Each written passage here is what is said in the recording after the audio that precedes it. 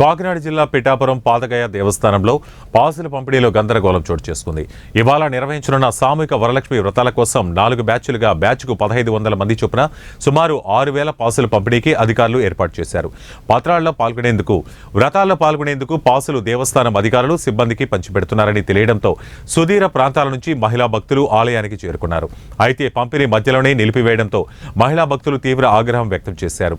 కొంతమందికి మాత్రమే పాసులు ఇచ్చి మిగతా వాళ్లకి ఇవ్వకపోవడం ఏమిటని సుదూర ప్రాంతాల నుంచి వచ్చిన వారు తీవ్ర ఆగ్రహం వ్యక్తం చేశారు.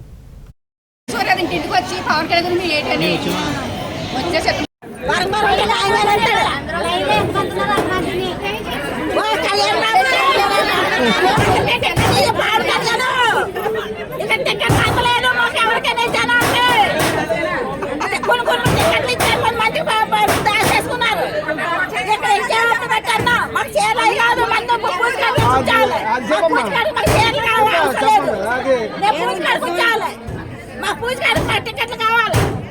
ఏం చేస్తారో మాకు తెలియదు. ఫోన్ చేసినట్టు మాకు టికెట్లు కావాలి.